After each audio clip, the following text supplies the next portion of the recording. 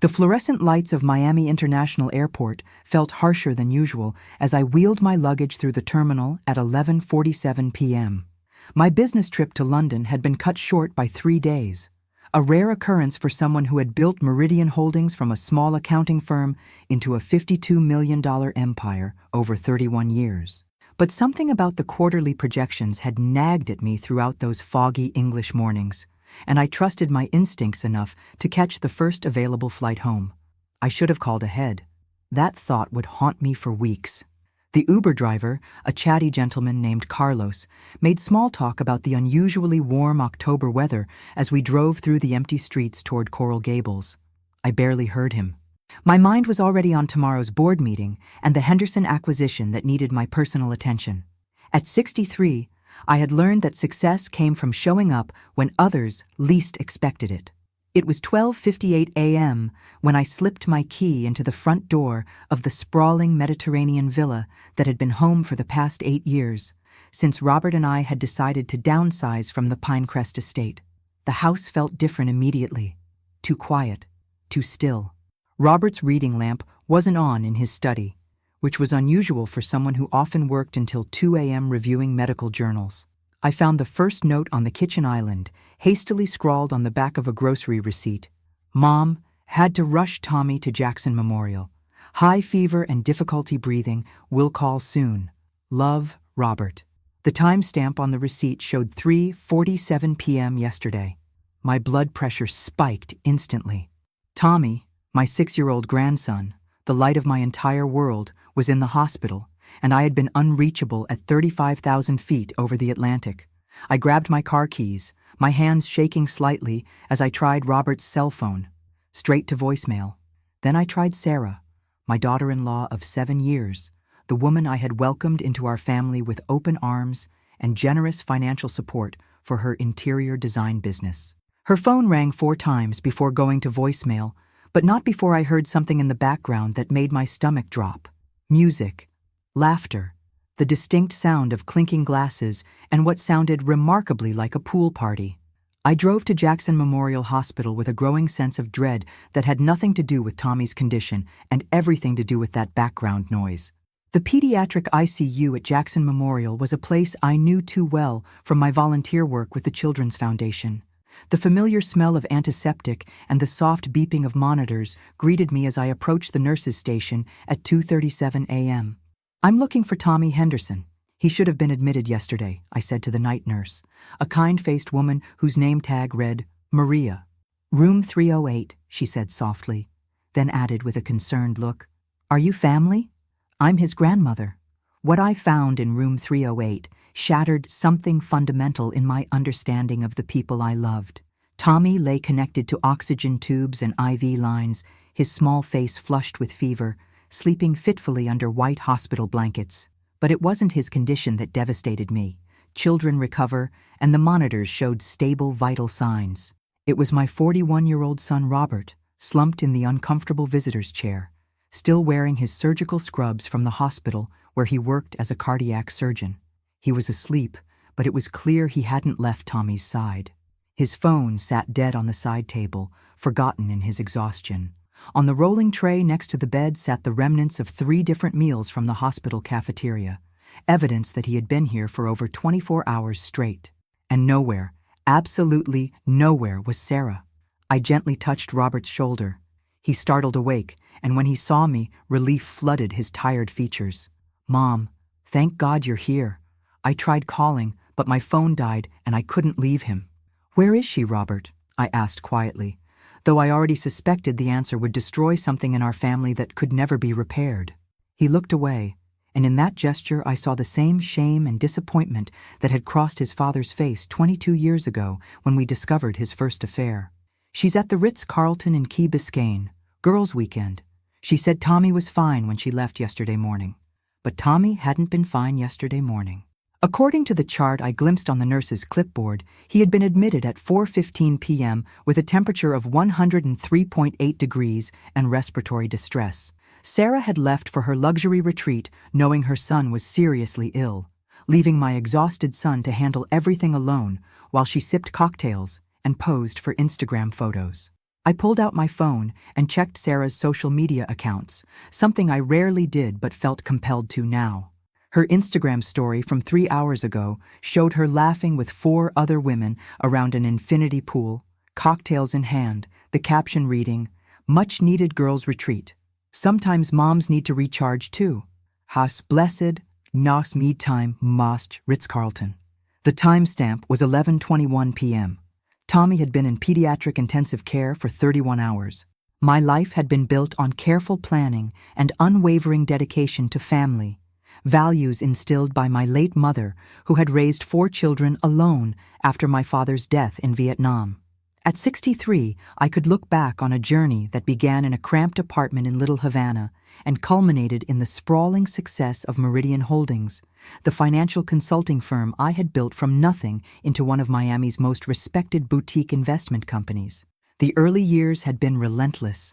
While other young mothers in the 1980s were joining book clubs and tennis leagues, I was studying for my CPA certification at night, balancing ledgers by lamplight after putting Robert to bed.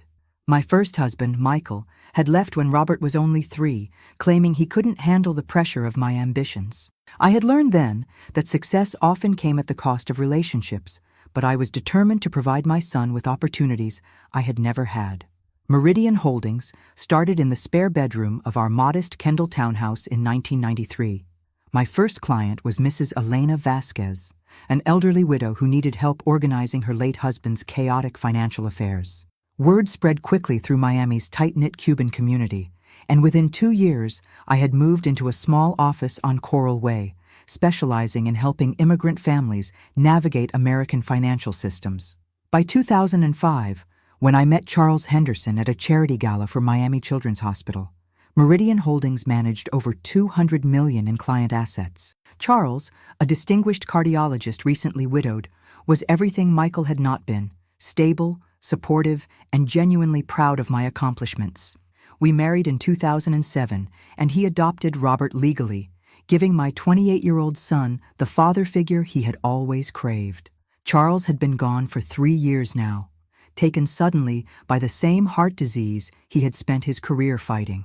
The grief had nearly destroyed me, but Robert had been my anchor during those dark months, checking on me daily, bringing Tommy over for dinner twice a week, making sure I didn't disappear into my work completely.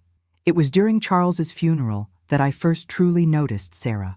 She had been dating Robert for only 4 months, but she moved through the receiving line with practiced grace, offering condolences with exactly the right balance of sympathy and strength. She was beautiful in an effortless way, with honey-colored hair and the kind of naturally warm smile that put people at ease.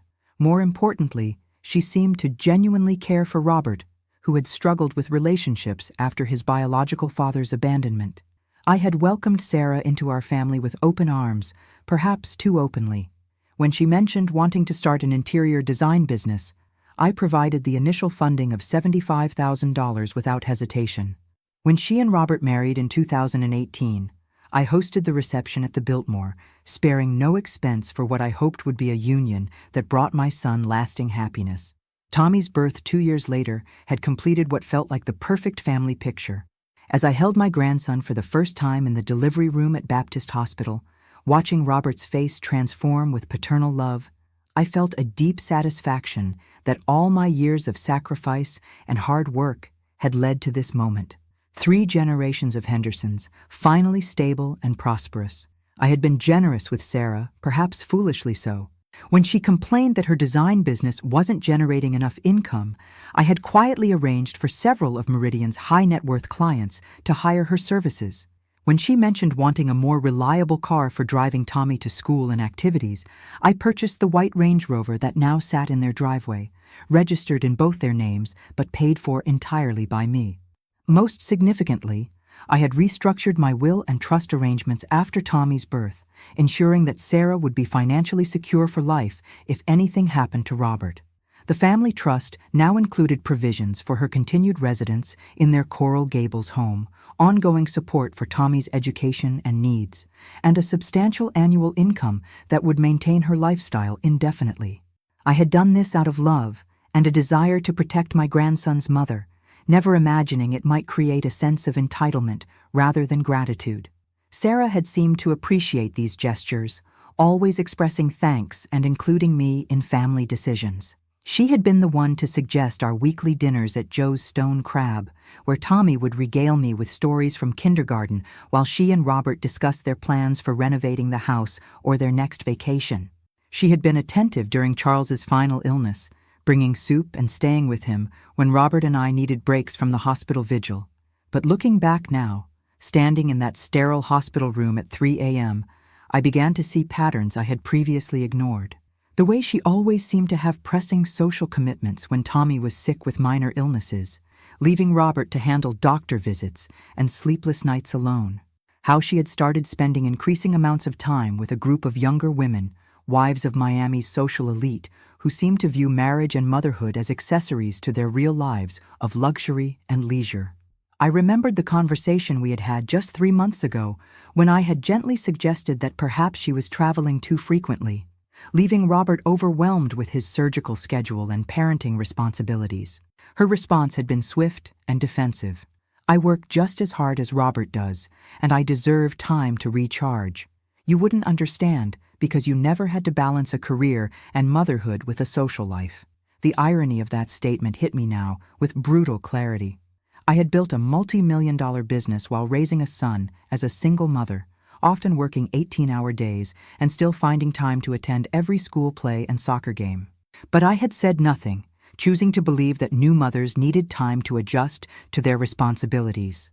Standing there, watching my exhausted son sleep beside his sick child, I realized that my generosity had enabled behavior that put my family at risk. Sarah's sense of entitlement had grown with each gift, each financial safety net I had provided.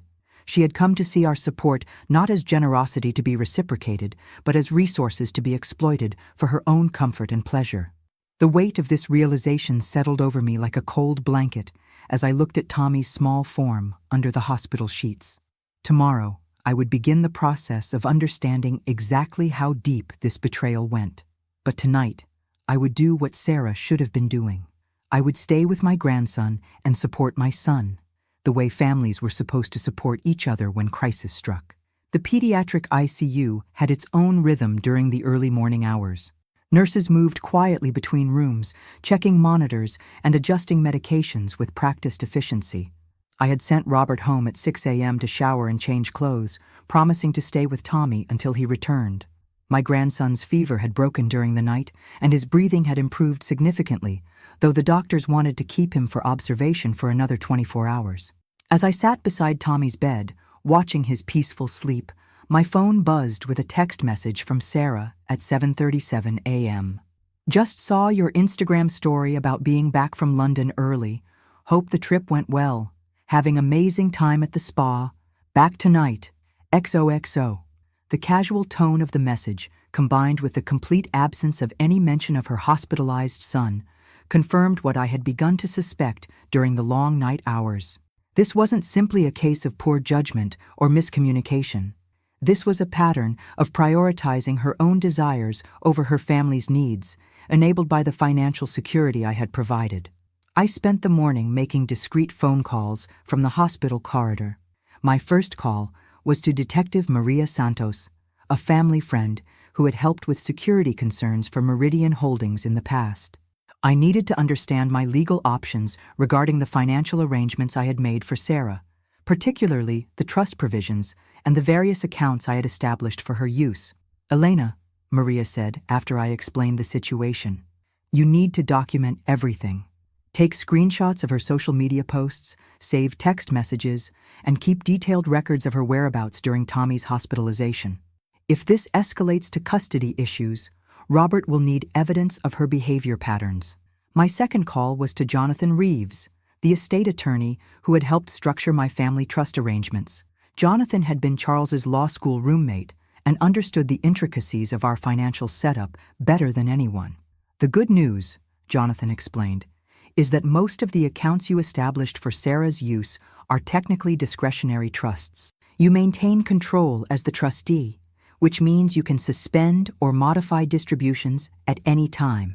The Range Rover title situation is more complicated since both names are on the registration, but the loan documents showing your exclusive financing could establish your rights. By noon, when Robert returned to the hospital looking somewhat more rested, I had compiled a disturbing picture of Sarah's recent activities. Her credit card statements, which I could access as the account guarantor, showed a pattern of increasingly expensive purchases over the past 6 months. The Ritz-Carlton weekend alone was costing $4,200, charged to the American Express Black Card I had obtained for her use in emergencies. But it was the frequency of these expensive outings that truly concerned me. Over the past 90 days, Sarah had charged 8 separate luxury experiences: a weekend at the Four Seasons in Orlando, a spa retreat in Islamorada, shopping trips to Bal Harbour that totaled thousands of dollars, and numerous dinners at Miami's most expensive restaurants with her social circle. "Dad, you look worried," Tommy said softly as he woke up, his voice still hoarse but much clearer than the night before. "Are you okay?" Robert's face brightened immediately as he took Tommy's small hand. "I'm perfect now that you're feeling better, buddy. Grandma Elena has been taking care of both of us." I watched the interaction between father and son, noting the deep bond that had clearly developed through countless hours spent together. Robert had been the primary parent in every meaningful way, handling Tommy's bedtime routines, school pickup, doctor appointments, and weekend activities, while Sarah pursued her increasingly demanding social calendar. At 2:15 p.m., my phone rang. Sarah's contact photo appeared on the screen, a glamorous selfie from their last vacation to the Bahamas, where she had spent more time posing for Instagram photos than playing with Tommy on the beach. "Elena, I just got Robert's message about Tommy being in the hospital. I'm leaving the resort right now," she said, her voice carrying that practiced tone of concern that I now recognized as performance rather than genuine emotion. "When exactly did you leave for Key Biscayne, Sarah?" I asked calmly. There was a pause. "Yesterday morning. But Tommy was fine when I left, just a little sniffly. Robert said it was okay for me to go." I looked at Robert, who was shaking his head emphatically. He had never given such permission, and we both knew that Tommy had been displaying concerning symptoms for days before Sarah's departure. "The medical records show Tommy was admitted at 4:15 p.m. yesterday with a fever of 103.8 degrees, I said. "That level of illness doesn't develop in a few hours from being a little sniffly." Another pause, longer this time. "Well, you know how quickly these things can escalate with children." I had no way of knowing it would get serious, but I did know because I had raised a child. I knew that responsible parents don't leave town when their 6-year-old has any symptoms of illness. I knew that they don't ignore phone calls from their spouse when their child is in the emergency room. And I knew that they don't post celebratory social media content while their child is fighting a respiratory infection in intensive care. "I'll be there in 2 hours, Sarah continued. "Is there anything you need me to bring?" What I needed was for her to have been there from the beginning, but I simply said, "Just come directly to the hospital when you arrive." After ending the call, I noticed something else that sent a chill through me. While scrolling through Sarah's recent social media activity to document her timeline, I discovered that she had been tagged in photos and videos throughout the previous week by her friend Madison Wright, a socialite whose husband owned several Miami nightclubs. The images showed Sarah at various upscale venues during times when she had told Robert she was working late on design projects. The most troubling image was from Tuesday night, just 5 days ago. Sarah was photographed at Prime 112, an exclusive steakhouse in South Beach, laughing and sharing drinks with Madison and 2 men I didn't recognize. The timestamp showed 11:43 p.m., but according to Robert's schedule, he had been home that night with Tommy, believing Sarah was meeting with a potential client about a Pinecrest mansion renovation. I realized that Sarah's deception ran much deeper than a single weekend getaway. She had been systematically lying about her activities for months, using the freedom and financial resources I had provided to live a double life that prioritized personal pleasure over family responsibilities. As I watched Tommy coloring in a book that one of the nurses had brought him, his small face still pale but animated with concentration, I felt a protective rage building that I hadn't experienced since Robert's father had abandoned us decades ago. But this time, I wasn't a struggling single mother with limited options. This time, I had resources, connections, and the hard-earned wisdom to protect my family from someone who saw them as obstacles to her lifestyle rather than treasures to be cherished. Sarah would arrive soon, full of explanations and apologies that I now knew were calculated performances. But she had no idea that her mother-in-law had spent the morning documenting her lies and exploring legal remedies. She had underestimated the woman who had built an empire from nothing, assuming that grandmother's love meant grandmother's weakness. She was about to learn otherwise. Sarah arrived at Jackson Memorial Hospital at 4:53 p.m., her appearance carefully orchestrated to convey the image of a concerned mother rushing from a relaxing weekend to a family crisis. She wore designer athleisure, a cream-colored Lululemon set that probably cost more than most people's weekly grocery budget, and carried a large Hermes bag that I recognized as a gift I had given her for her birthday 6 months earlier. Her entrance into Tommy's room was theatrical. She swept to his bedside with appropriate maternal urgency, kissing his forehead and smoothing his hair while murmuring apologies for not being there sooner. Tommy, who had been chattering happily with Robert about the cartoons playing on the room's television, seemed almost confused by the sudden dramatic attention. "Mommy, where were you?" Tommy asked with the innocent directness that only children possess. I was scared when I couldn't breathe good. Sarah's practiced response came without hesitation. "Mommy was working very hard to finish a big project so I could spend more time with you once you got better, sweetheart. I came as soon as Daddy told me you were sick." I watched Robert's face during this exchange, noting the way his jaw tightened slightly. He had clearly heard this pattern of creative explanations before, excuses that painted Sarah's absences as sacrifices for the family rather than personal choices. Over the next hour, Sarah performed beautifully for the medical staff, asking detailed questions about Tommy's condition and treatment plan, taking notes in a leather-bound journal, and generally projecting the image of an engaged, responsible mother. The nurses, who had seen Robert's exhausted vigil over the past 36 hours, seemed relieved that Tommy's mother had finally arrived to share the burden. But I noticed things the medical staff missed. The way Sarah checked her phone frequently, responding to text messages even while speaking with the pediatrician. How she stepped into the hallway to take a phone call during the respiratory therapist's explanation of Tommy's breathing treatment schedule. Most tellingly, how she seemed unfamiliar with basic details about her son's medical history when the doctor asked about previous illnesses and allergies. At 6:30 p.m., when the dinner service arrived with Tommy's meal of mild chicken broth and crackers, Sarah announced that she needed to go home to get some things organized and would return later that evening. This gave me the opportunity I had been waiting for. "I'll walk you to the parking garage," I offered, and Sarah accepted with the warm smile she had always used with me, the one that had convinced me she was a loving addition to our family. As we walked through the hospital corridors, I began my investigation with seemingly casual conversation. "It looked like you had a wonderful time at the Ritz-Carlton. I saw some of Madison's Instagram stories from the weekend." Sarah's step faltered almost imperceptibly. "Oh yes, it was very relaxing. Sometimes I just need to recharge, you know? Being a mother is so demanding." "Of course," I agreed. I remember those feelings when Robert was young, though I was usually too worried to fully relax when he was even slightly unwell. "How long had Tommy been showing symptoms before you left?" "Just minor sniffles," Sarah said quickly. "Nothing that seemed serious at all. Robert thought it was probably just allergies." This was the second direct lie I had caught her in. Robert had been very clear that he had never minimized Tommy's symptoms or encouraged Sarah to leave town. As we reached the parking garage, I decided to probe deeper. It must have been difficult to enjoy yourself once you realized how sick Tommy had become. "When did Robert first call you about the hospitalization?" Sarah fumbled with her car keys, buying time. "He called Thursday evening right after they got to the emergency room. But you know how these things are. By the time I could have driven back, visiting hours were over anyway." Another lie.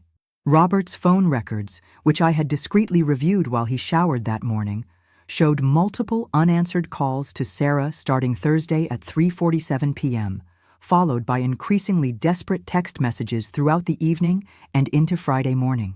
She had ignored them all while posting cheerful vacation content on social media.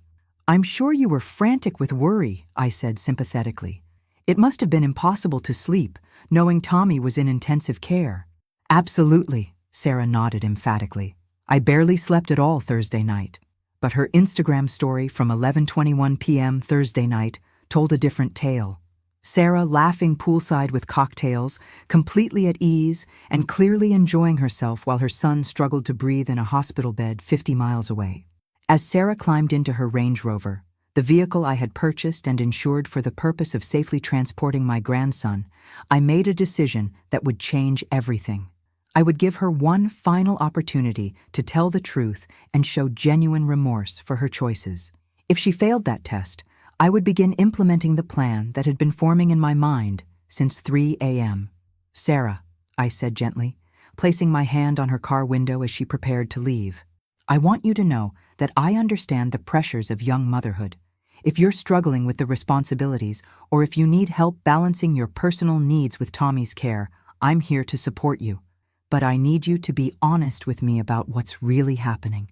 For a moment, I saw something genuine flicker across her face, perhaps shame or fear of being discovered. But then the mask slipped back into place, and she gave me that practiced, warm smile. "Elena, you're so sweet to worry, but everything is fine. I just needed a little break, and now I'm refreshed and ready to focus completely on Tommy's recovery. You know how much I love that little boy." The words were perfect, the tone exactly right, but I could see the calculation behind her eyes. She had convinced herself that her performance was believable, that her charm and my previous generosity would carry her through this crisis, just as they had through smaller deceptions in the past. As I watched her drive away, I felt a strange calm settle over me. Sarah had chosen to continue lying, even when offered a path to honesty and redemption. She had underestimated my intelligence, my investigative capabilities, and most critically, my fierce protective instincts when it came to my family. I returned to Tommy's room, where Robert was reading The Cat in the Hat aloud, while Tommy giggled at the familiar rhymes. This was what family looked like. Exhausted parents putting their children's needs first, grandparents stepping up during crises, love expressed through presence and sacrifice rather than social media posts and expensive gestures. Over the next 4 hours, I would make a series of phone calls from the hospital corridor that would fundamentally alter Sarah's world. She had built her comfortable lifestyle on the foundation of my generosity and trust, never considering what might happen if that foundation were suddenly removed. She was about to discover that the woman who had built a $52 million empire from nothing had not lost her edge, and she was about to learn that there were consequences for betraying the people who loved you most. The revelation of Sarah's true priorities became crystal clear over the following 48 hours as I conducted what I privately called my due diligence investigation. While Tommy recovered steadily and was discharged Sunday afternoon with a clean bill of health, I spent my time systematically uncovering the extent of Sarah's deception and financial exploitation.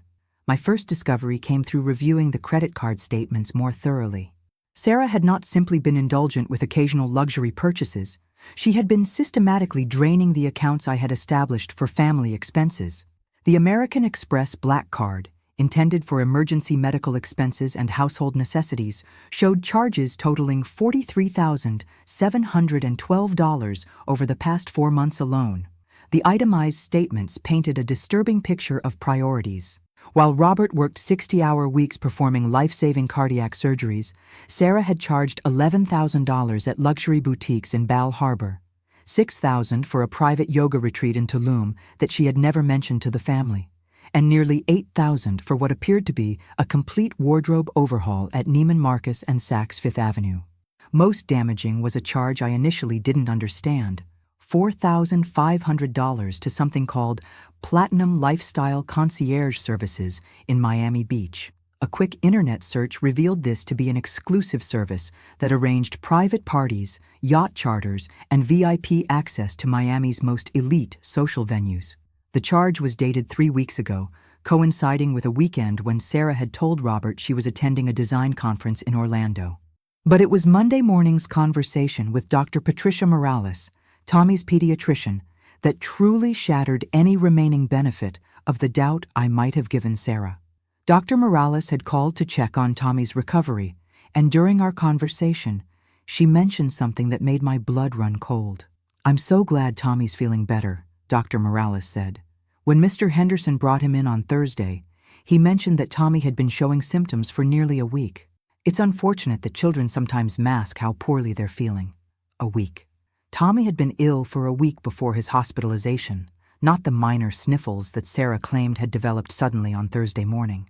This meant Sarah had left for her luxury weekend, knowing her son was genuinely sick, and had ignored his worsening condition to prioritize her social plans. I called Robert immediately, reaching him between surgeries at Miami Cardiac Institute. "Robert, I need you to think carefully. When did Tommy first start showing signs of illness?" There was a pause as Robert considered the question. "Actually, it started the previous weekend. He had a low-grade fever on Saturday, and Sarah gave him some children's Tylenol. By Monday, he was coughing and seemed more tired than usual. I suggested taking him to Dr. Morales, but Sarah said it was probably just a cold and would run its course." "And throughout that week, how was his condition?" "Getting progressively worse," Robert admitted. "By Wednesday night, I was really concerned about his breathing. I actually asked Sarah if we should cancel her weekend plans, but she insisted he was fine and that I was being overprotective. The full scope of Sarah's selfishness hit me like a physical blow. She had not simply made a poor judgment call about leaving during minor illness. She had actively discouraged proper medical attention for her sick child, prioritized her social plans over his well-being for an entire week, and then lied to everyone about the timeline to minimize her culpability. That afternoon, I scheduled a meeting with Jonathan Reeves to discuss my legal options. His downtown Miami office overlooked Biscayne Bay, and the familiar view of the water had always calmed me during stressful business decisions. Today, it felt like I was preparing for the most important negotiation of my life. "Based on what you've told me," Jonathan said after reviewing the financial documents I had brought, "you have significant leverage. The discretionary trusts can be modified immediately, the credit cards can be canceled as you're the primary account holder, and the car situation is complicated but manageable since you can prove exclusive financing." "What about the house?" I asked. This was the most complex issue, as Robert and Sarah's Coral Gables home was titled in both their names, though I had provided the entire down payment of $250,000 and was co-signer on the mortgage. "That's trickier," Jonathan admitted. "But if this escalates to divorce proceedings, your financial contributions to the marriage could be considered separate property, especially if we can demonstrate that Sarah's behavior endangers Tommy's welfare." Jonathan leaned back in his chair, studying me with the careful attention he had always given to complex legal matters. "Elena, I have to ask, are you certain you want to take this nuclear approach? Once you start freezing accounts and assets, there's no going back to peaceful family relationships." I thought about Tommy's small face in that hospital bed, about Robert's exhaustion after 36 hours of solo vigil, about Sarah's casual lies and social media celebration while her son struggled to breathe. "Jonathan, I built Meridian Holdings by recognizing when partnerships weren't working and taking decisive action to protect my interests. This is no different. Sarah has shown me exactly who she is, someone who prioritizes personal pleasure over family responsibility. I won't enable that behavior to continue." By Tuesday morning, I had implemented what I privately called Operation Accountability. I began with the easiest and most immediate action, canceling Sarah's access to all credit cards and financial accounts tied to my name or the family trust. This included the American Express Black Card, the Visa account linked to her design business expenses, and the checking account I had established for household emergencies. The second phase involved the Range Rover. Since I held the loan and insurance policies, I contacted both the bank and the insurance company to clarify my rights as the sole financial responsible party. While I couldn't immediately repossess the vehicle due to the joint title, I could cancel the insurance and notify the bank of my intention to stop payments, which would trigger their repossession procedures within 30 days. Most importantly, I scheduled a formal trust review meeting for the following Monday, inviting both Robert and Sarah to discuss adjustments to family financial arrangements in light of changing circumstances. The language was deliberately vague, designed to give Sarah enough rope to hang herself if she continued her pattern of deception and entitlement. Tuesday afternoon, As I sat in Meridian Holdings' conference room, reviewing quarterly reports with my senior partners, my phone buzzed with the first indication that Sarah had discovered the new reality of her situation. The text message was time-stamped at 2:47 p.m. Elena, I think there's been some mistake with my credit cards. They're all being declined. Can you please call the bank to sort this out? I didn't respond immediately. Instead, I finished my meeting, reviewed the Henderson acquisition documents that had originally prompted my early return from London, and signed several client contracts that would add another $12 million in assets under management. Business had taught me that timing was everything, and Sarah needed to fully understand her new situation before we had our next conversation. At 5:30 p.m., my phone rang. Sarah's contact photo appeared on the screen, but this time her voice carried a note of panic rather than practiced charm. Elena, I've been trying to reach you all afternoon. There's something wrong with all the accounts. I can't access any of the credit cards, and when I called American Express, they said the account had been closed by the primary holder. I need to pick up groceries for dinner tonight. I let the silence stretch for a moment before responding. Sarah, I think it's time we had an honest conversation about your priorities and how they align with this family's values. Are you available to meet me at Jackson Memorial tomorrow afternoon? I'd like to show you something. Sarah agreed to meet me at Jackson Memorial Hospital Wednesday at 3 p.m., though her voice carried an undertone of anxiety that told me she was beginning to grasp the seriousness of her situation. I chose the hospital deliberately. It was where her lies had first been fully exposed, and where Tommy had suffered while she celebrated at a luxury resort. I arrived early and spent 30 minutes in the pediatric wing, observing the other families dealing with childhood illnesses. What struck me most was the universal presence of both parents during visiting hours, the way mothers and fathers took turns holding vigil, supporting each other through their children's medical crises. The contrast with Sarah's behavior during Tommy's hospitalization was stark and damning. Sarah appeared at 3:07 p.m., her appearance noticeably different from our last meeting. Gone was the carefully curated designer athleisure, replaced by more modest clothing that suggested she was already feeling the impact of her restricted access to funds. She carried a simple leather purse instead of the expensive Hermes bag, and her usually perfect manicure showed signs of stress-induced nail-biting. Elena, thank goodness you're here, she began immediately, her voice carrying forced brightness. I'm sure there's been some banking error with the accounts. These things happen with automatic systems sometimes. I gestured for her to sit in the small family consultation room I had reserved for our conversation. The institutional furniture and medical posters on the walls created an appropriately serious atmosphere for what I knew would be a life-changing discussion. Sarah, before we discuss any banking matters, I need you to walk me through exactly what happened last Thursday when Tommy became seriously ill. Her practice story began immediately. Tommy had seemed fine that morning, perhaps slightly sniffly, but nothing concerning. Robert had agreed that her weekend plans were fine. The hospitalization had been a sudden development that no one could have predicted. I listened without interruption, taking notes in my leather portfolio as she spoke. When she finished, I opened a manila folder and began placing documents on the small table between us. These are Tommy's medical records from Dr. Morales, I said, sliding the first document toward her. They show that you brought Tommy in for a sick visit 8 days before your Key Biscayne trip, complaining of fever and respiratory symptoms. Dr. Morales recommended monitoring and a follow-up visit if symptoms worsened. Sarah's face paled slightly, but she maintained her composure. I don't remember that visit being particularly concerning. Dr. Morales said it was probably viral. This is your credit card statement, I continued, placing the second document on the table. It shows the $4,200 charge for the Ritz-Carlton reservation, made 9 days before Tommy's hospitalization. That means you booked this luxury weekend after Tommy's initial sick visit, knowing he was unwell. I watched Sarah's eyes scan the statement, her lawyer mind undoubtedly calculating how to explain away this evidence. Robert and I discussed it, and we thought a weekend away might actually be good for Tommy's recovery. Sometimes houses can harbor germs. The third document was Tommy's hospital admission records. These show Tommy was brought to the emergency room with a fever of 103.8 degrees and significant respiratory distress. According to the timeline documented by the medical staff, these symptoms had been building for several days. This level of illness doesn't develop overnight from minor sniffles. Sarah's voice became defensive.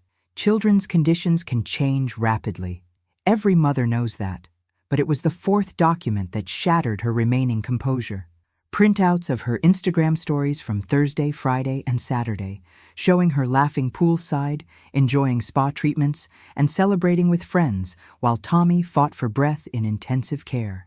This image was posted at 11:21 p.m. Thursday night, approximately 7 hours after Tommy was admitted to pediatric ICU with respiratory distress, I said, pointing to a particularly damaging photo of Sarah raising a champagne glass in celebration.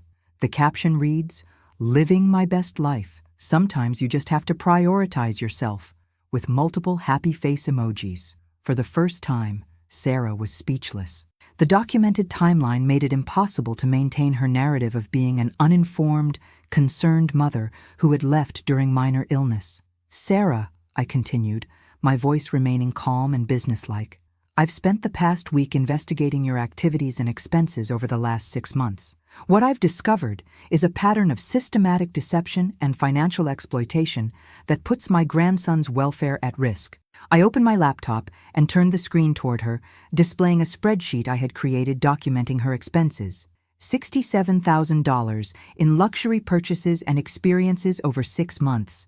Private yoga retreats, shopping sprees, exclusive concierge services, resort weekends, all charged to accounts I established for family emergencies and household needs. Sarah's defensive posture began to crumble as she saw the comprehensive nature of my investigation. "Elena, I can explain all of these expenses. The design business requires me to maintain a certain image, and these purchases were investments in my professional development. The Platinum Lifestyle Concierge service that arranged private yacht parties is professional development for interior design?" I asked, pulling up the specific charge on the screen. She couldn't answer that question, so I continued with the most damaging evidence. "This is the location data from your phone during Tommy's hospitalization," I said, showing her another printout that my tech-savvy assistant at Meridian Holdings had helped me obtain through the family phone plan.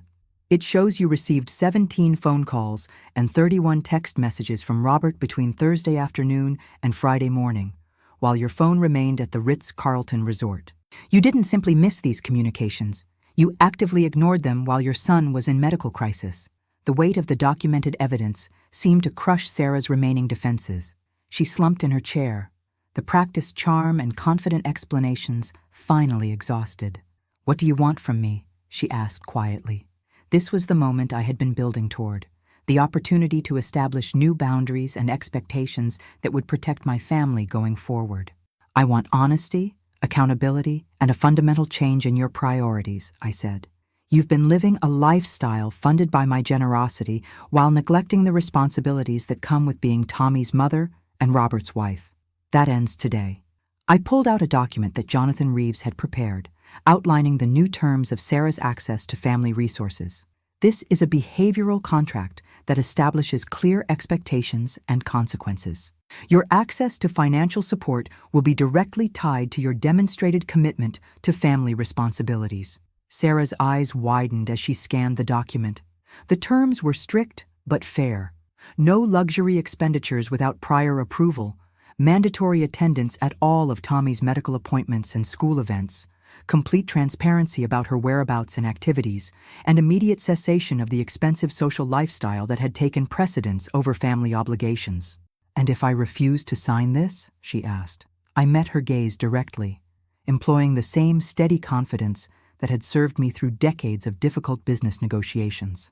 "Then you'll discover exactly how much of your comfortable lifestyle depended on my continued support. The credit cards remain canceled, the trust distributions stop, and Robert will learn the full extent of what I've discovered about your behavior." For the first time since I had known her, Sarah was seeing me not as an indulgent mother-in-law to be charmed and manipulated, but as the formidable businesswoman who had built an empire through decisive action and unwavering principles. She had spent 7 years assuming that grandmother's love meant grandmother's weakness. She was about to learn the difference between generosity and enabling, between family support and being taken advantage of. The choice was hers, but the terms were mine. Sarah stared at the behavioral contract for nearly 5 minutes, her manicured fingers tracing the legal language that would fundamentally restructure her relationship with our family's resources. The silence in the small consultation room was broken only by the distant sounds of hospital activity. Nurses responding to call buttons, visitors speaking in hushed tones, the steady rhythm of life-sustaining equipment that had surrounded Tommy just days earlier. "This is essentially financial blackmail," she said finally, her voice carrying a mixture of anger and desperation that I had never heard before. "This is accountability," I corrected. "For 7 years, you've enjoyed the benefits of being part of this family without accepting the responsibilities. You've treated my generosity as an entitlement rather than a privilege that comes with expectations." Sarah's phone buzzed with a text message, and I watched her face pale as she read it. "My yoga instructor says my membership payment was declined. Elena, I need access to at least basic expenses while we work this out." The yoga studio in question, I knew from my investigation, charged $350 per private session. Sarah attended these sessions 3 times per week, representing over $4,000 monthly in what she categorized as health and wellness expenses. Meanwhile, Robert packed Tommy's lunch each morning before his 12-hour surgical shifts because Sarah considered meal preparation beneath her skill set. "Your basic expenses are covered," I replied. "Robert's income provides adequate food, housing, and reasonable recreation for your family. What you're missing is access to luxury services funded by money you haven't earned." I pulled out my phone and showed her the banking app that tracked the household account I had established for legitimate family expenses. There's currently $4,700 available for groceries, utilities, Tommy's activities, and genuine necessities. What there isn't money for is private yoga sessions, boutique shopping sprees, and resort weekends while your son suffers medical emergencies. Sarah's facade of wounded victimhood finally cracked, revealing the entitlement that had been building beneath the surface for years. "You don't understand the pressure I'm under," she snapped. "Do you know what it's like being married to someone who works constantly? Robert is never home, never available, always at the hospital saving other people's lives while I handle everything domestic by myself." The irony of her complaint was staggering. "Sarah, you weren't handling domestic responsibilities during Tommy's hospitalization. You were sipping champagne at a luxury resort while your husband handled the medical crisis alone." "That was one weekend," she protested. "One weekend in months of 24/7 motherhood." I opened my laptop again and displayed the calendar I had reconstructed from her social media posts and credit card statements. "This is your activity log for the past 90 days. 14 lunches with friends averaging 3 hours each, 6 spa days, 4 shopping trips to luxury retailers, 3 weekend getaways, and 2 multi-day trips. That's 47 days out of 90 where you prioritized personal pleasure over family responsibilities." The documented evidence was overwhelming, but Sarah's reaction revealed something even more troubling than her neglect. She genuinely believed she was entitled to this lifestyle, that being married to a successful doctor and connected to a wealthy family meant she deserved constant luxury and entertainment. "I married Robert because I loved him," she said, "but I didn't sign up to be a glorified housekeeper and babysitter. I have my own life, my own needs, my own identity beyond being someone's wife and mother. And I respect that completely," I replied. "But having your own identity doesn't mean abandoning your responsibilities to the people who depend on you. You can pursue personal fulfillment without neglecting a sick child or exploiting family resources." My phone buzzed with a text from Robert. "Surgery finished early. Taking Tommy to his follow-up appointment with Dr. Morales. Should be home by 6. The message included a photo of Tommy grinning in the back seat of Robert's car, his color fully returned and his eyes bright with recovered health.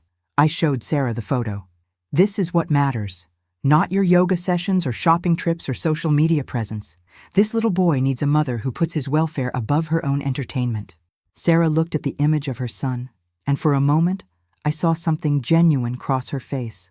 Perhaps love or shame or recognition of what she had been risking with her selfish choices. But then the defensive mask slipped back into place. "I love Tommy more than anything," she said. "Everything I do is ultimately for him, to make sure I'm happy and fulfilled so I can be the best mother possible." This twisted logic, that neglecting her child was somehow beneficial to him, confirmed my growing suspicion that Sarah's problems ran deeper than mere selfishness. She had constructed an elaborate justification system that allowed her to pursue personal pleasure while convincing herself she was actually serving her family's interests. Sarah, if you genuinely believe that abandoning a hospitalized child to attend luxury spa treatments is good mothering, then we have a fundamental disagreement about family values that can't be bridged by any contract. I closed the laptop and gathered the documents, preparing to leave. You have until Friday at 5 p.m. to sign this agreement and demonstrate your commitment to changing your priorities. If you choose not to sign, I'll implement the full financial separation that Jonathan Reeves has prepared, and Robert will receive complete documentation of everything I've discovered about your activities. Sarah's composure finally shattered completely. You can't do this to me. I'm part of this family. I've been part of this family for 7 years. Being part of a family means contributing to it, not just extracting from it, I replied.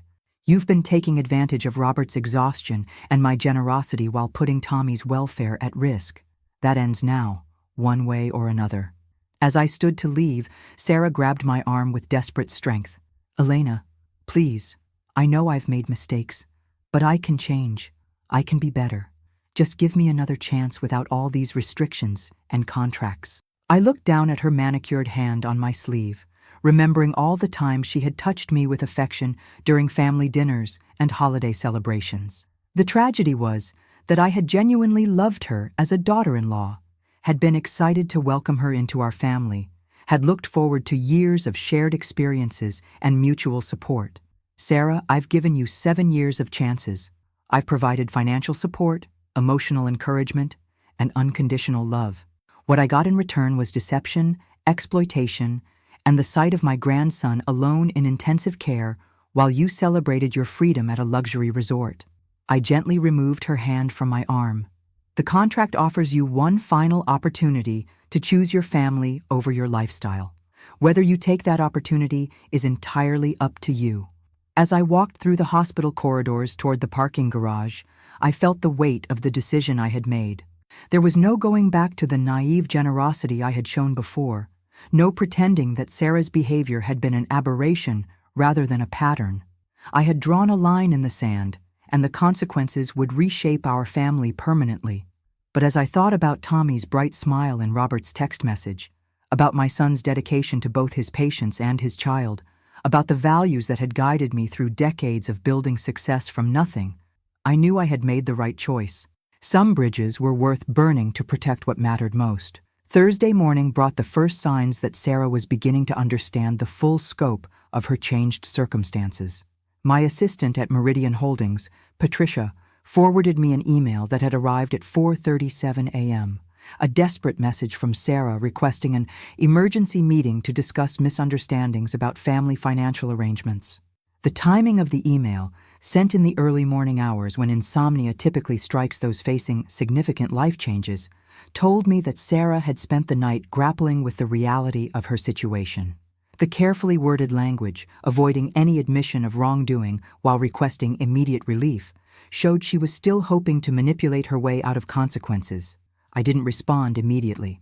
Instead, I spent Thursday morning at Tommy's elementary school, meeting with his first-grade teacher, Mrs. Rodriguez, to discuss his recovery and ensure he wouldn't fall behind academically due to his hospitalization.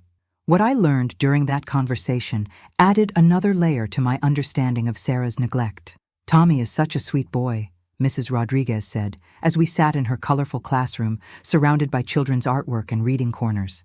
But I have to say, Mr. Henderson has been handling all the school communication lately.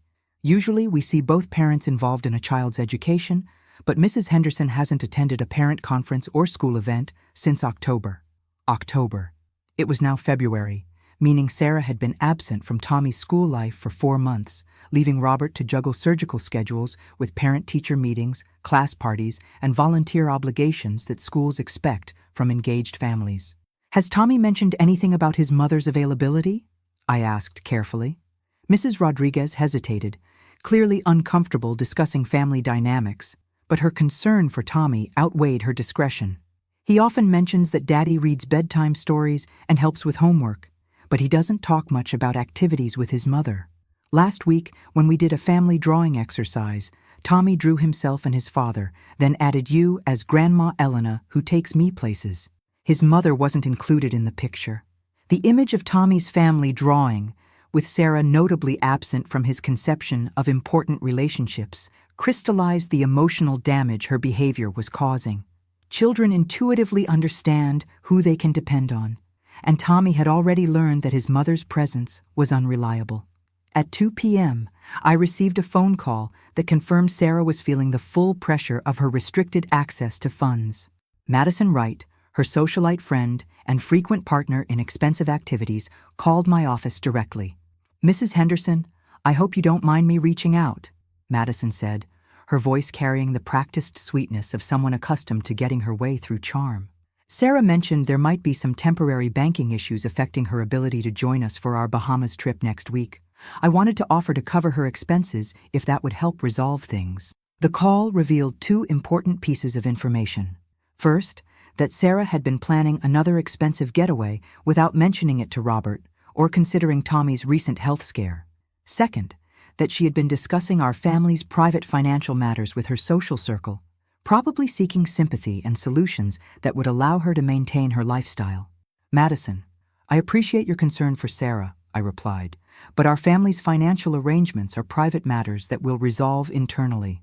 Sarah won't be traveling to the Bahamas next week, regardless of who offers to pay." After ending the call, I contacted Robert to inform him about Sarah's planned trip, which he knew nothing about. His silence on the phone spoke volumes about the pattern of deception he had been enduring. "Mom, I need to tell you something," Robert said finally. "Sarah and I had a terrible fight last night about the credit cards and restrictions. She accused me of conspiring with you to control her, said I was using Tommy's illness to manipulate the situation. But the thing is, I'm relieved. I've been worried about her spending and her priorities for months, but I didn't know how to address it without causing family conflict." This conversation revealed that Robert had been struggling with Sarah's behavior independently, feeling trapped between his loyalty to his wife and his concern for his son's welfare. My intervention had given him permission to acknowledge problems he had been minimizing to preserve family harmony. Thursday evening, I received the call I had been expecting. Sarah's voice was strained and desperate, stripped of the confident charm she had always used with me. "Elena, I've had time to think about our conversation yesterday, and I realize I may have been defensive. I'm willing to discuss the contract terms, but I need you to understand my perspective too." I agreed to meet her Friday morning at my office, choosing the formal business environment deliberately. Meridian Holdings conference room, with its floor-to-ceiling windows overlooking Biscayne Bay and walls lined with awards recognizing our firm's success, would remind Sarah that she was dealing with a seasoned businesswoman, not just an indulgent grandmother. Friday morning arrived with unseasonably cool weather, the kind of February day in Miami that reminds residents that winter exists even in paradise. Sarah appeared at my office at exactly 10 a.m., her appearance showing clear signs of stress. Her usually perfect hair was pulled back in a simple ponytail, her makeup minimal, and she wore jeans and a sweater that I recognized from 2 years ago. Expensive items, but not the constantly refreshed wardrobe she had maintained with unlimited access to luxury retailers. "Thank you for seeing me," she began as we settled into the conference room. "I've spent the last 2 days really thinking about everything you said, and I want you to know that I recognize I've made mistakes." The language was carefully chosen, acknowledging mistakes rather than accepting responsibility for deliberate choices that had endangered Tommy's welfare. But it was progress from her previous complete denial of wrongdoing. I spread the contract across the mahogany conference table, along with supporting documents that outlined the new financial structure I was proposing. "Sarah, this isn't about punishment. It's about establishing clear expectations and accountability measures that will help you rebuild trust with this family." She studied the documents carefully, her legal training evident in how she analyzed each clause and provision. The contract was comprehensive but fair: a monthly allowance for reasonable personal expenses, requirements for transparency in her activities and whereabouts, mandatory attendance at Tommy's school and medical appointments, and a structured plan for gradually rebuilding access to family resources based on demonstrated behavioral changes.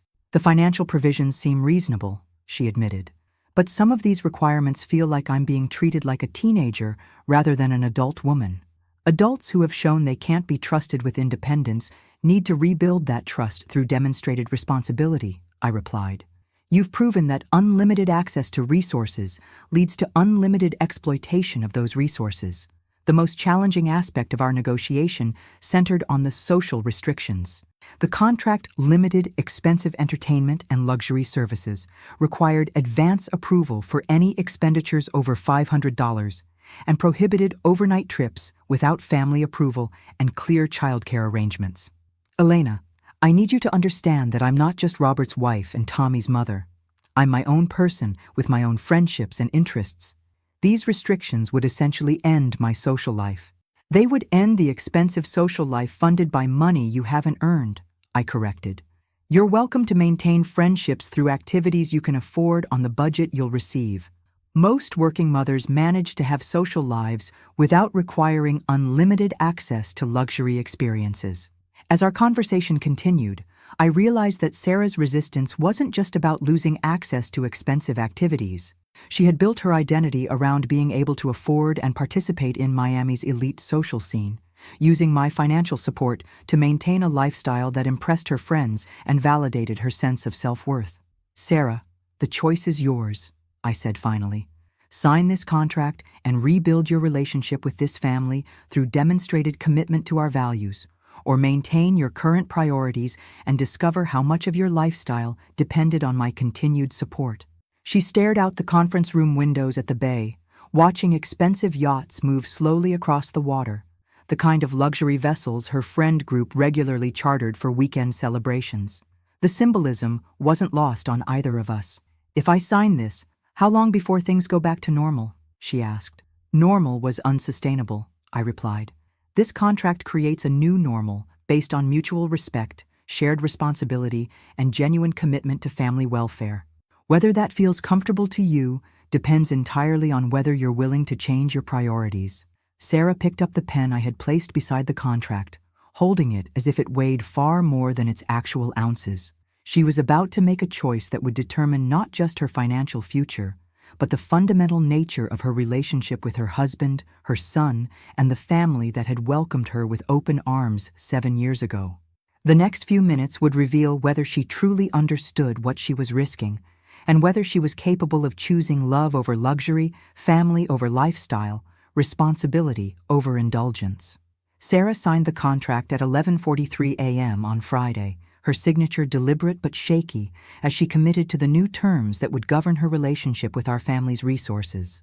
I watched her carefully as she wrote her name, noting the way she paused before each letter as if hoping the document might disappear if she moved slowly enough. "This takes effect immediately?" she asked, sliding the signed papers back across the conference table. "Immediately," I confirmed. "Patricia will restore limited access to one credit card with a monthly limit of $3,000 for approved expenses. The household account remains available for groceries and family necessities. Everything else requires prior approval through the process outlined in Section 4. I had given Sarah what I privately called the trust but verify approach, enough financial freedom to handle legitimate needs, but with oversight mechanisms that would prevent the systematic exploitation I had discovered. More importantly, the behavioral requirements would force her to demonstrate genuine commitment to family responsibilities. But even as Sarah agreed to the terms, I could see calculation in her eyes, the look of someone planning to find workarounds rather than embracing fundamental change. My instincts, honed by decades of evaluating business partners and detecting deception in financial dealings, told me that this was tactical compliance rather than genuine transformation. I was proven correct within hours. At 3:15 p.m., Patricia buzzed my office intercom. "Mrs. Henderson, I have Madison Wright on line 2. She says it's urgent regarding Mrs. Sarah Henderson." Madison's voice was agitated when I took the call.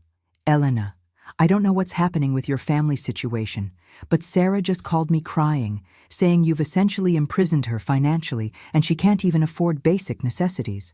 She asked if I could lend her money for groceries and gas, which seems extreme. I wanted to check with you before getting involved." The manipulation had begun immediately.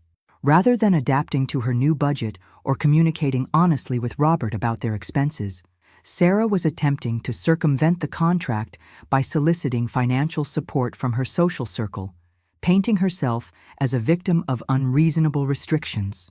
Madison, Sarah has access to a household account with $4,700 for family expenses, plus a $3,000 monthly personal allowance.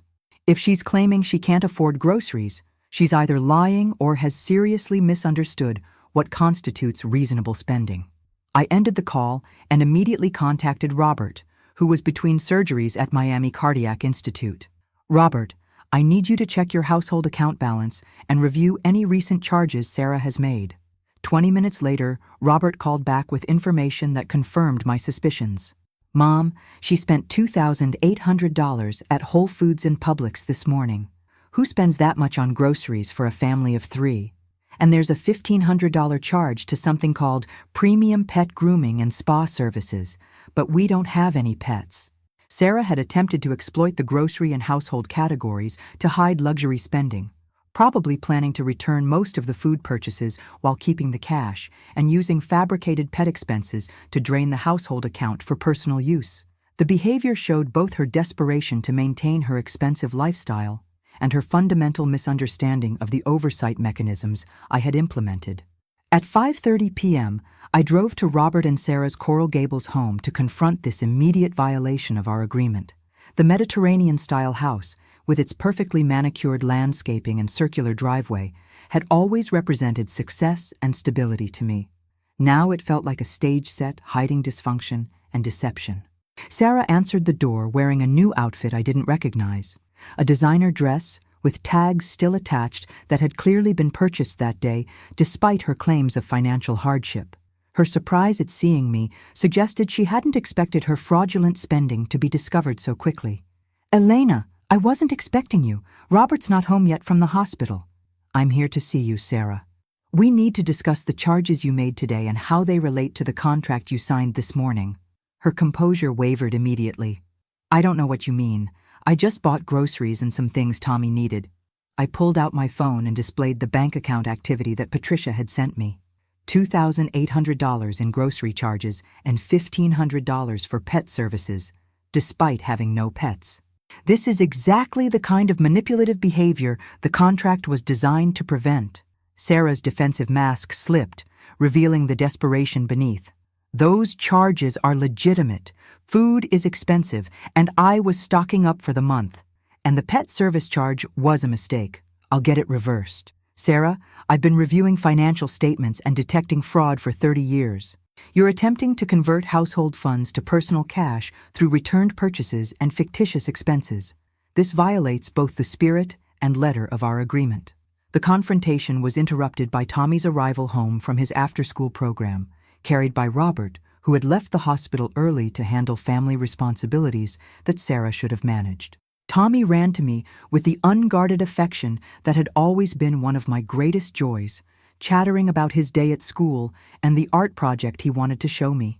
Watching Tommy's innocent excitement, while knowing that his mother had spent the day scheming to exploit family resources, filled me with protective rage. This child deserved security and stability, not parents who prioritized personal desires over family welfare. Robert, we need to have a family meeting, I said. Sarah violated the financial agreement we made this morning, and we need to address it immediately before this behavior pattern continues. Sarah's panic became visible as she realized that Robert would learn about her fraudulent spending. Elena, please, can't we discuss this privately? There's no need to involve Robert in minor accounting issues. But Robert had already seen enough to understand what was happening. His medical training had taught him to recognize patterns and symptoms, and Sarah's behavior over the past week had revealed a diagnosis he could no longer ignore. Sarah, show me what you bought today, Robert said quietly, his voice carrying the controlled authority he used when dealing with medical crises. If you spent almost $3,000 on groceries, they should be visible somewhere in this house. What followed was a systematic search that revealed the scope of Sarah's deception. The kitchen pantry contained perhaps $200 worth of actual groceries, while shopping bags in the garage held luxury items, designer clothing, and expensive cosmetics that Sarah had attempted to disguise as household necessities. The pet grooming charge, when we called the business directly, was revealed to be a cash advance against services for an imaginary pet, with Sarah planning to cancel the appointment and keep the money. "This is fraud," Robert said, his voice hollow with the realization that his wife had been systematically stealing from his family. "You've been lying and manipulating financial resources while our son was in the hospital, and now you're continuing to steal even after agreeing to change." Sarah's final defense was the complete breakdown of her carefully constructed persona. "You don't understand the pressure I'm under. Do you know what it's like having friends who can afford anything they want while I'm stuck counting every dollar? I married a successful doctor. I should be able to live like one." The mask was finally off. Sarah's true priorities were revealed. Maintaining social status and luxury lifestyle took precedence over honesty, family responsibility, and even basic legal behavior. She had convinced herself that being married to Robert entitled her to unlimited resources, regardless of how her spending affected her family's security or her son's welfare. "Sarah," I said, my voice carrying the finality of a business decision that couldn't be reversed, "you've shown me that you're incapable of honoring agreements or prioritizing family over personal desires. This ends now." I pulled out my phone and made the call I had hoped wouldn't be necessary. "Jonathan, this is Elena. We need to implement the full separation protocol immediately. Sarah has violated the contract within hours of signing it." As I spoke with my attorney, I watched Sarah's face transform with the realization that her comfortable life was ending. The woman who had spent 7 years taking advantage of my generosity while contributing minimally to family welfare was about to discover what independence actually looked like. The confrontation that had begun as an attempt to save our family was about to become the moment that changed everything forever. The immediate aftermath of my call to Jonathan Reeves unfolded with the swift efficiency that comes from careful legal preparation. Within 30 minutes, Sarah's remaining access to family financial accounts was completely severed. The insurance on the Range Rover was canceled effective immediately, and formal documentation was being prepared to establish her financial independence from the Henderson family resources. Sarah's reaction was a combination of disbelief, rage, and desperate bargaining that revealed the full extent of her dependence on the lifestyle I had funded. She alternated between tearful apologies and angry accusations, seemingly unable to grasp that her fraudulent behavior had made reconciliation impossible. "Elena, please, you can't do this over a simple misunderstanding about expenses," she pleaded, following me around the living room as I gathered the credit cards and bank access materials that needed to be returned. "I made a mistake, but I can fix it. I'll return everything I bought today." Robert stood in the kitchen doorway holding Tommy, who had sensed the tension and grown quiet with the intuitive anxiety that children develop during family crises. My son's face showed a mixture of relief and sorrow. Relief that the financial manipulation was ending, but sorrow that his marriage was collapsing in real time. "Sarah, this wasn't a misunderstanding," I replied, placing the recovered financial materials in my briefcase. "This was deliberate fraud committed within hours of signing an agreement designed to rebuild trust. You've shown me that you're incapable of honest behavior when it comes to money and family responsibilities." The Range Rover keys were the most symbolic moment of the separation. Sarah clutched them desperately, as if holding on to the luxury vehicle could somehow preserve her access to the lifestyle it represented. "You can't take my car," she protested. "How am I supposed to get to work, take Tommy to school, handle normal daily activities? The car belongs to the person who purchased it, insured it, and made every payment," I replied. "That person is me, not you.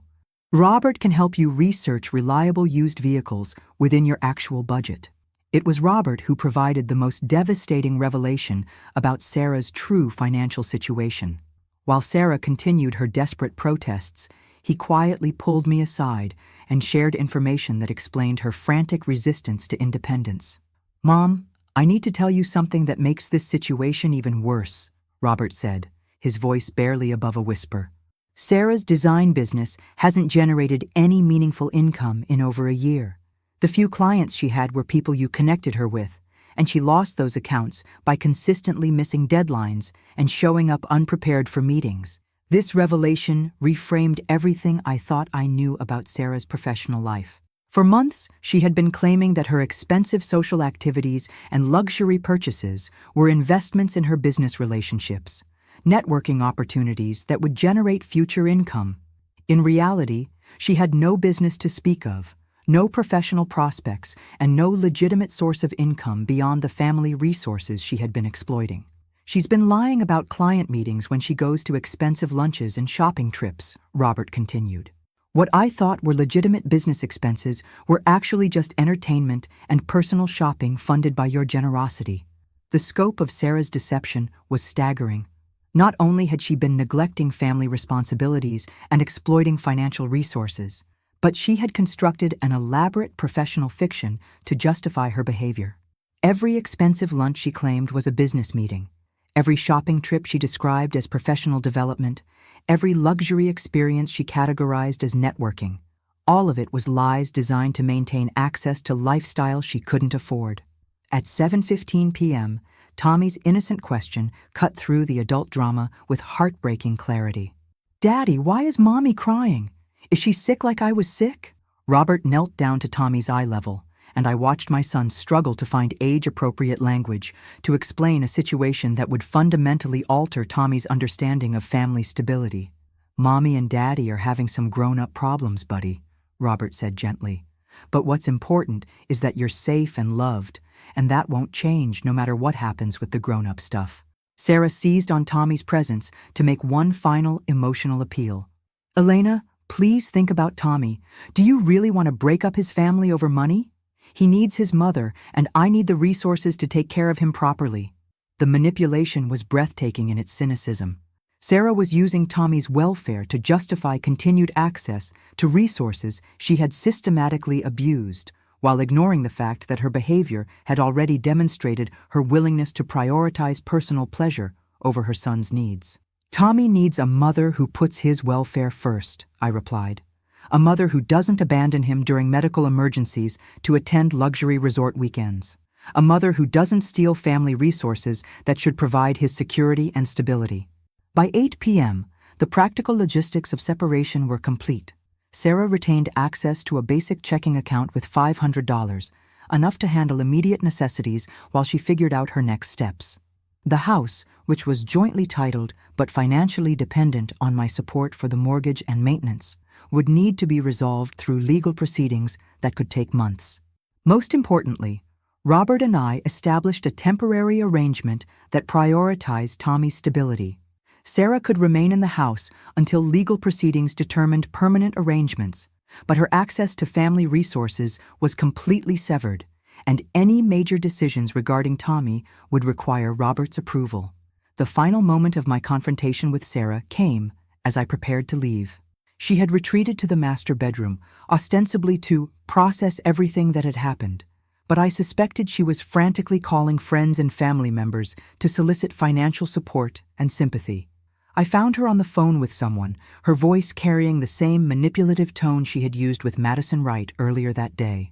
"She's completely unreasonable, controlling, using money to manipulate the situation. I've been nothing but loving and supportive." When she saw me in the doorway, Sarah quickly ended the call. For a moment, we looked at each other across the bedroom that I had helped furnish when they first moved into the house, surrounded by luxury items purchased with money I had provided, in a home that existed because of my financial support. "Sarah, I want you to understand something," I said. "I didn't do this to you. You did this to yourself through a series of choices that prioritized your comfort over your family's welfare. Every opportunity I gave you to change your behavior, you used as an opportunity to exploit my generosity further."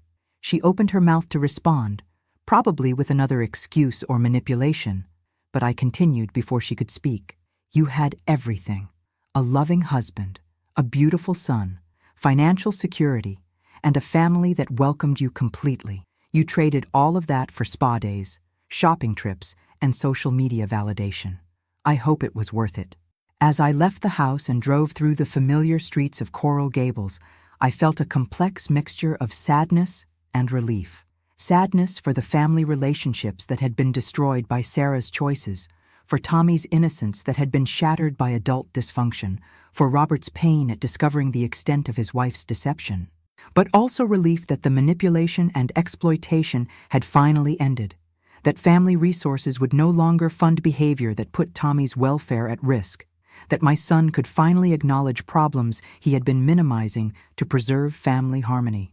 Sarah would now face the reality that millions of working mothers navigate every day, supporting herself through actual employment, living within her means, and prioritizing her child's needs over her own desires. The difference was that most mothers learned these lessons gradually, while building careers and developing life skills. Sarah would have to learn them all at once, without the safety net she had taken for granted for 7 years. The week following Sarah's financial cutoff brought a series of developments that revealed both the extent of her desperation and the resilience of the family bonds she had taken for granted. While I had expected some period of adjustment and negotiation, Sarah's response exceeded even my worst expectations for manipulative behavior. Monday morning began with a phone call from Tommy's school. Mrs. Rodriguez, his first-grade teacher, was calling to inform me that Sarah had attempted to withdraw Tommy from classes, claiming there was a family emergency requiring immediate relocation to her sister's home in Atlanta. Mrs. Henderson seemed very agitated, Mrs. Rodriguez explained. She didn't have the proper documentation for withdrawal, and when we called Mr. Henderson to confirm, he knew nothing about any emergency or travel plans. We didn't release Tommy, but I thought you should be aware of the situation. The attempted kidnapping, for that's what it amounted to, represented a new level of desperation that transformed our family conflict into something requiring immediate legal intervention. Sarah was no longer simply trying to maintain her lifestyle. She was attempting to use Tommy as leverage to force restoration of her financial privileges. I immediately called Jonathan Reeves, who filed emergency motions for temporary custody arrangements that would prevent Sarah from removing Tommy from Miami without Robert's explicit consent. By Tuesday afternoon, court orders were in place, establishing Robert as Tommy's primary guardian pending resolution of the broader family situation. But it was Tuesday evening's incident that truly revealed the depth of Sarah's desperation and the extent to which she was willing to exploit family relationships. At 6:47 p.m., my home security system alerted me to someone at my front gate. The video monitor showed Sarah, but her appearance was so dramatically different that I initially didn't recognize her. Gone was the carefully maintained image of designer clothing and professional grooming. Sarah looked haggard, wearing sweatpants and a wrinkled t-shirt, her hair unwashed and her face showing the strain of someone who hadn't slept properly in days. She was carrying a small suitcase and had Tommy with her, though he appeared confused and upset. "Elena, please, I need to talk to you," Sarah said through the intercom, her voice breaking with genuine desperation. "I've made terrible mistakes, but I can't survive without family support. I'll do anything you ask, agree to any terms you want, but please don't leave me with nothing." I opened the gate and met them in my driveway, immediately noting that Tommy was wearing the same clothes he had worn to school, suggesting that Sarah had picked him up without proper planning or preparation for whatever journey she had intended. "Grandma Elena!" Tommy ran to me with relief, and I could see that he had been crying. "Mommy said we were going on a surprise trip, but I wanted to stay home with Daddy." Sarah's plan became clear as she explained her situation through tears and desperate explanations. She had attempted to drive to Atlanta with Tommy, hoping to stay with her sister while pressuring the family to restore her financial support. But her sister, when contacted by Sarah's increasingly frantic phone calls, had refused to get involved in what she correctly identified as a marital and financial crisis. "My credit cards are all declined," Sarah sobbed. "I couldn't even afford gas to get to Atlanta, and I don't have money for a hotel room. I've been sleeping in my car for 2 nights, and I can't do that with Tommy." The image of Sarah sleeping in her car, while Tommy was supposed to be safe at home with Robert, represented the complete breakdown of her judgment and maternal instincts. Rather than accepting responsibility and working within the constraints I had established, she had chosen to put her 6-year-old son at risk to pursue manipulative schemes. "Sarah, where does Robert think Tommy is right now?" I asked. "I told him Tommy was having a sleepover with a friend," she admitted. "But that was before I realized I couldn't afford the trip to Atlanta." More lies, more deception, more willingness to create chaos and confusion rather than accept accountability for her actions. Robert was probably working a late surgery, believing his son was safely enjoying a normal childhood activity, while Sarah had actually taken Tommy on an aborted kidnapping attempt. I immediately called Robert, who answered during a break between operations. "Mom, thank God you called. Sarah was supposed to pick Tommy up from his sleepover an hour ago, but when I called the parents, they said there was never any sleepover planned. I've been trying to reach Sarah, but her phone goes straight to voicemail." "Robert, Tommy is here with me, and he's safe," I said. "But you need to come here immediately. Sarah has been lying about his whereabouts, and we need to discuss immediate custody arrangements." While waiting for Robert to arrive, I sat with Tommy in my kitchen, giving him the chocolate milk and cookies that had always been our special treat during his visits. He seemed relieved to be in familiar surroundings, but I could see the confusion and anxiety that Sarah's erratic behavior was creating. "Grandma Elena, is Mommy sick like I was sick in the hospital?" Tommy asked, with the intuitive wisdom that children often display during family crises. "Mommy is having some problems that grown-ups sometimes have," I replied carefully. "But what's important is that you're safe and loved, and Daddy and I will make sure you always have what you need."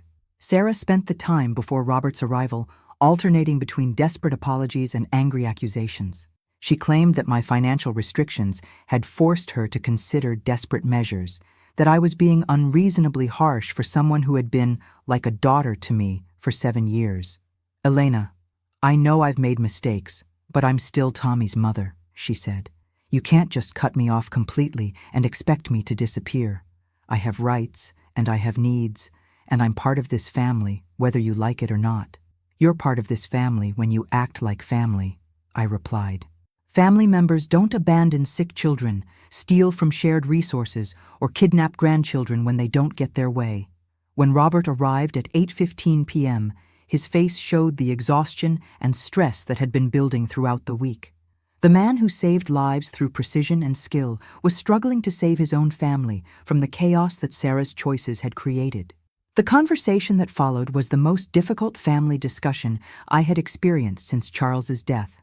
Robert, Sarah, and I sat around my dining room table, the same table where we had shared countless holiday meals and birthday celebrations, and acknowledged that our family, as we had known it, was permanently broken.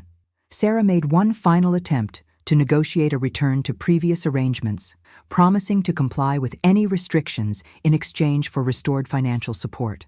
But her behavior over the past week had demonstrated that she was incapable of honest compliance, that every agreement would be seen as a starting point for manipulation rather than a genuine commitment to change. "Sarah, I offered you a path back to family support through demonstrated behavioral change," I said. "Instead, you committed fraud, attempted to kidnap Tommy, and lied repeatedly about your activities and whereabouts. There's no coming back from that level of betrayal." Robert's decision was the most painful but necessary conclusion to our crisis. "Sarah, I think you need to stay somewhere else while we figure out legal arrangements for custody and divorce proceedings. Tommy and I will remain in the house, and you can visit him under supervised conditions until the courts establish permanent arrangements." Sarah's final response revealed the complete absence of genuine remorse or understanding. "This is all Elena's fault," she said, pointing at me with undisguised hatred. "She's poisoned you against me, used money to control our family, and destroyed our marriage because she couldn't stand seeing me happy and independent." The projection was complete. In Sarah's mind, she was the victim of manipulation rather than the perpetrator of systematic exploitation. She had convinced herself that my generosity had been controlling, that her lies had been justified, that her neglect of family responsibilities had been reasonable self-care. As Sarah gathered her belongings and prepared to leave my house, probably to seek refuge with one of the friends who had benefited from her expensive social activities, I felt the complex emotions that come with protecting family from someone who had once been family. There was no satisfaction in Sarah's downfall, no pleasure in watching someone I had once loved face the consequences of their choices, but there was relief that Tommy would no longer be subjected to unpredictable care, that Robert could focus on healing rather than managing crisis, and that family resources would support family welfare rather than individual indulgence. Some relationships couldn't be saved, no matter how much love and support were offered. Sometimes protecting the people you loved meant cutting out the people who threatened their welfare, even when those threats came from within the family itself. 6 months later, I sat in the same pediatric wing of Jackson Memorial Hospital where this crisis had begun, but this time as a volunteer reading stories to children during their recovery. The Children's Foundation work that had always been important to me had taken on deeper meaning since Tommy's hospitalization, and I found profound satisfaction in bringing comfort to families facing medical challenges. The legal proceedings had concluded 3 weeks earlier with arrangements that prioritized Tommy's stability while establishing clear boundaries for Sarah's involvement in his life. Robert had been granted primary custody, with Sarah receiving supervised visitation rights contingent on her maintaining stable housing and employment, requirements that forced her to finally develop the life skills she had avoided for 7 years. Tommy was thriving in ways that surprised everyone except Robert and me. The anxiety and confusion that had marked his behavior during the crisis had been replaced by the confident cheerfulness of a child who finally had predictable, loving care. His teacher reported significant improvement in his academic performance and social interactions, noting that he seemed more relaxed and focused than he had been in months. "Grandma Elena, look what I drew in art class," Tommy said, running into my office after school with a colorful picture clutched in his small hands. The drawing showed 3 figures standing in front of a house, a tall man in scrubs labeled Daddy, a smaller figure labeled Me, and a woman in a business suit labeled Grandma Elena, who helps people. Robert, who had come to pick Tommy up after finishing his surgical schedule, smiled as he examined his son's artwork. "That's a pretty accurate representation of our family team," he said, ruffling Tommy's hair with the affection that had always characterized their relationship. The changes in Robert over the past 6 months had been remarkable. Free from the stress of managing Sarah's financial manipulation and unpredictable behavior, he had returned to the confident, compassionate man I had always known him to be. His surgical colleagues had commented on his improved focus and energy, and he had resumed the volunteer medical work that Sarah had pressured him to abandon due to time constraints. "I have news about Sarah," Robert said quietly, while Tommy played with toys in my office reception area. "She's enrolled in a medical coding program at Miami-Dade College and working part-time at a medical billing company. It's the first steady employment she's had since, well, maybe ever." The update was encouraging, suggesting that the forced independence had motivated Sarah to develop actual job skills rather than continuing to seek ways to exploit others' resources. The medical coding program was practical and achievable, offering the possibility of stable income that could support a modest but independent lifestyle. "How is she handling the visitation arrangements?" I asked. "Better than expected," Robert replied. "She sees Tommy every Saturday afternoon, and she's been consistent about showing up on time and following the guidelines. She seems to understand that her access to him depends on demonstrating stability and reliability." The supervised visitation requirement had been Sarah's strongest motivation to change her behavior patterns. Her love for Tommy, whatever its limitations, was genuine enough to inspire the personal responsibility that financial consequences alone hadn't achieved. My relationship with Tommy had deepened in ways that brought unexpected joy to my daily life. With Sarah's chaotic influence removed, I was able to establish regular traditions and activities that gave Tommy additional stability and enrichment. We had dinner together twice a week, visited museums and cultural events on weekends, and I helped with homework when Robert's surgical schedule was particularly demanding. "Grandma Elena, will you teach me about business like you taught Daddy?" Tommy asked one afternoon as we worked on a school project about community helpers. "I want to help people with money problems when I grow up." The question touched me deeply, suggesting that Tommy was already developing the values of service and responsibility that had guided my own career. "Business is about solving problems for people and making their lives better," I explained. "When you help someone organize their finances or start a company, you're giving them tools to take care of their families."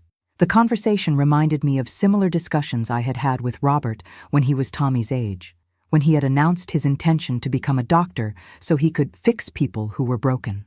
Both my son and grandson had inherited the drive to serve others, despite the disruption that Sarah's selfishness had brought to our family. The financial arrangements I had restructured were working exactly as intended. The family trust now included additional protections and oversight mechanisms that would prevent future exploitation while ensuring Tommy's educational and medical needs were fully covered. Robert had access to reasonable family support, but with transparency requirements that made any future financial manipulation impossible. Most importantly, I had established a college fund for Tommy that would guarantee his educational opportunities regardless of any future family circumstances. The fund was structured to provide not just tuition support, but also housing, books, and living expenses that would allow him to focus on learning rather than financial survival. I've been thinking about writing a book about family financial planning, I mentioned to Robert during one of our weekly dinners. Something that helps people recognize the difference between supporting family members and enabling destructive behavior. Robert's response was immediate and supportive. "Mom, your experience could help so many families avoid what we went through. You have a unique perspective on how generosity can become exploitation if it's not structured properly." The book project had become a passion that occupied my evenings and weekends, a way to transform our painful family experience into something that might prevent others from facing similar crises. The working title was Boundaries and Blessings: How to Support Family Without Enabling Dependency, and early feedback from financial planning colleagues had been enthusiastic. As Tommy's 7th birthday approached, I reflected on the year that had transformed our family from dysfunction to stability.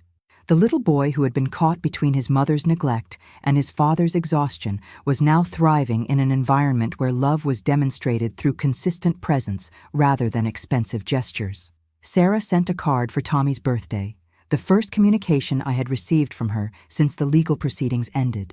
The card was simple and appropriate, containing a heartfelt apology to Tommy for the confusion and changes of the past year and a promise to continue working hard to be a better mother. "She's learning," Robert said when he showed me the card. "It might take years, but I think she's finally understanding that being a parent means putting your child's needs before your own desires." The transformation wasn't complete, and might never be, but it represented progress toward the kind of person Sarah could have been if she had chosen responsibility over entitlement 7 years earlier. On Tommy's birthday evening, as we celebrated with homemade cake and family stories, I looked around the dining room table at the faces of the people who mattered most to me. Robert, tired but content after a successful surgery day. Tommy, chattering excitedly about his birthday presents and upcoming 2nd grade year. 3 generations of a family that had survived crisis and emerged stronger. The lesson I had learned was both simple and profound. True family love sometimes requires saying no to the people you care about, establishing boundaries that protect everyone's welfare, and choosing long-term stability over short-term peace. Enabling destructive behavior isn't kindness, it's cruelty disguised as generosity. Sarah had been given every opportunity to choose family over lifestyle, responsibility over indulgence, honesty over manipulation. When she consistently chose selfishness, the most loving response was to remove the resources that made those choices possible. Looking at Tommy's bright smile as he blew out his birthday candles, I knew that every difficult decision of the past year had been worth making. This child would grow up understanding that love is demonstrated through presence, sacrifice, and commitment to others' welfare. He would never take family support for granted because he had seen what happened when that support was abused. And perhaps, most importantly, he would carry forward the values that had built our family's success: hard work, integrity, service to others, and the understanding that true wealth comes not from what you can take from life, but from what you can give to the people who depend on you. The crisis was over. The healing had begun. And the future, for the first time in years, looked bright with possibilities built on solid foundations rather than shifting sands of manipulation and deceit.